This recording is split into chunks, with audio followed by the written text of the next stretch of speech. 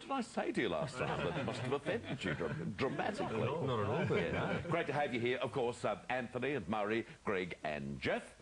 They are here this morning. Nice little round of applause for the boys together. And I'm just telling the boys, I'm sharing a little secret with them. I've got a new toy here. This is what you call a lipstick camera. And, Carolyn, can you just put it up? And look, now, just watch very carefully. Why don't I just get it up the right way? Yes. Won't be a second. Wait on. Round we go. There you are. Now I'll just take it across to the boys. Hang on. And I'll just do a little... And across. That's scary. Isn't that wonderful? And aren't they terrific too? And you can... The unfortunate thing is, if you've got a round head, of course, and use one of these, it does look as if it's a globe of the world, but not to worry. Go right in on the... Oh, yeah. Well, we're going to have some terrific fun with that. Matter of fact, I might shoot this interview. You can leave one on me, and I'll cover the rest of the boys. Anthony, what's been happening since... Well, What's been happening? well, we've been still touring around Australia. We've been on a big tour of Australia, been to America, and been back a few times. And the thing is, in America, you're just as big there as you are here in Australia, aren't you? It's actually probably bigger in America, yeah, which is quite incredible. Yeah.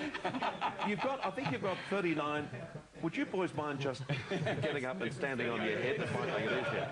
You've got almost 40% of the market in Australia for kids.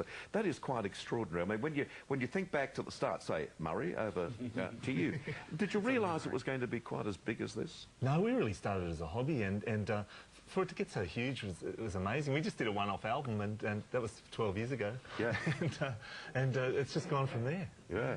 And what about you, Greg? You same thing? Yeah, we really did just start it as a hobby. Anthony said, let's record some songs. Greg, you seem to be talking slower than it's coming out. Well, story of life, isn't it? There's a 4-second delay. Why'd you have to bring that up? I mean, everything was going beautifully. Stop watching the monitor. I've even woken up Jeff back there. How are you? Are you well, Jeff? I'm well. That's good. I had no idea it was going to go like this. No. None at all. What, the spot you mean, or the success of the Wiggles? Boys, it is terrific to have you here. We've got about 200 kids who are going to join us very soon, which is always a big thrill because they don't mess up the studio or knock stuff off. Or the last time you were here, I couldn't find a DVD or an album anywhere, and I had a whole pile of them. And they've trained the kids to come around and start crying, and whilst the attention's being diverted, they knock off the CDs and away they go. But it is great to have Anthony, Murray, Greg and Jack, the Wiggles. Terrific performance, and just, I mean, the world success, they deserve it because they were first in and doing what they did. You've become a dad since and now isn't this just a beautiful, beautiful photograph? Go back to one, then come over to here. Thank you. Since I have the lipstick cam, I'm directing the whole show. This really, how old? She's 6 weeks. No, you. Oh. No. Yeah. So, and what's her name? Lucia Maria Angela. Oh, that's your partner? That's Michaela. She's a Melbourne girl. Yeah, well, what a beautiful, beautiful threesome. That is terrific. How many babies among the group? What, the four of us? Yeah. Five, yeah. Terrific, and this is the latest... the latest edition. Boys, tell us about the DVD, top of the tots. This is for release not only in Australia, but in America too. So what's the background, Greg? Oh, it's a real great... We're really proud of this video. You know, it's one of the best ones we've ever done. But it's like a countdown type scenario where we're hosting our own Top of the Pops show. You know, and it's Top of the Tots. So we have lots of great songs about going to the doctor, going to the dentist, going to a farm. Lots of great things.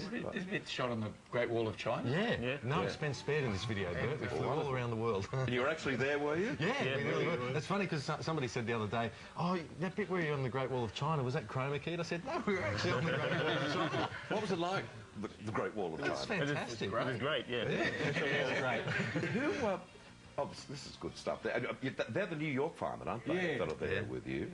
We met the New York firemen after September 11th.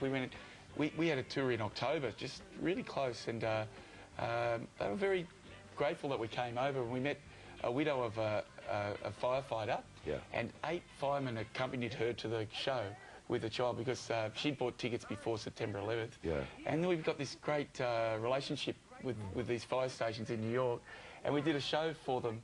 The last two were in America. Yeah.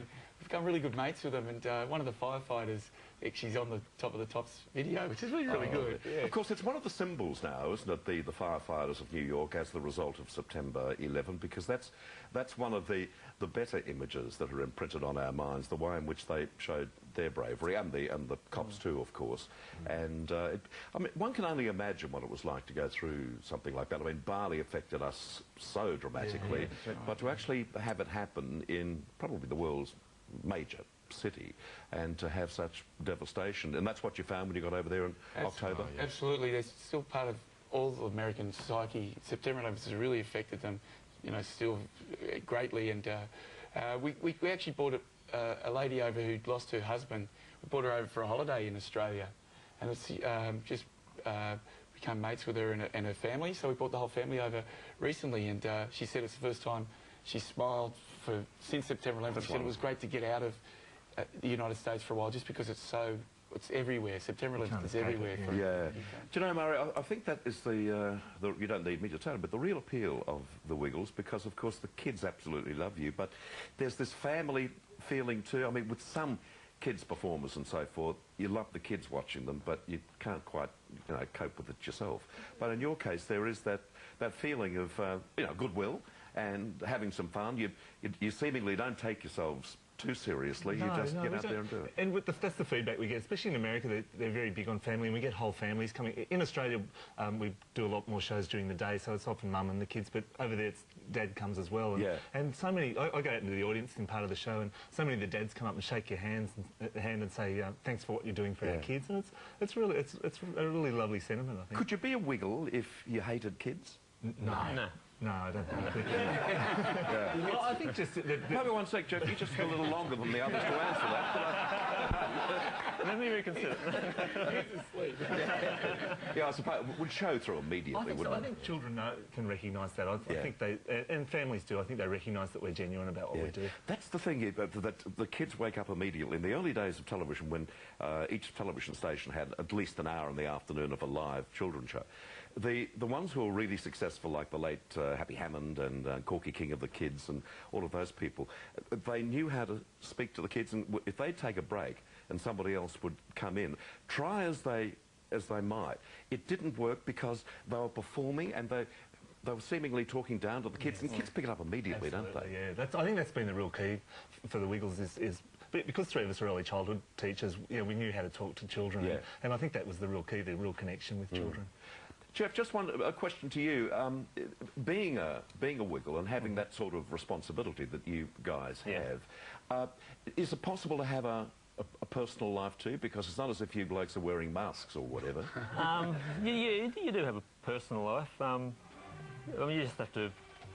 you can switch off from the Wiggles, but you're also aware that there are children around and there's things that you can't really do in life that you know, would normally do. Yeah. Well, fortunately, we don't do too many sort of things anyway. We're pretty well, let as Jeff you speak see. for himself. Well, that's true. We don't Was do this a big thrill for you? The New York parade? Incredible. Oh, it was unbelievable. That was last year, wasn't it? Yeah. I mean, to be in New York City at any time is an amazing experience, but to be going down Broadway on a float like this with 2 million people lining the streets, it really is something else. It's a bit like they're all up in the buildings as well. Waving and waving. The odd Australian calling out. Yeah, Aussie.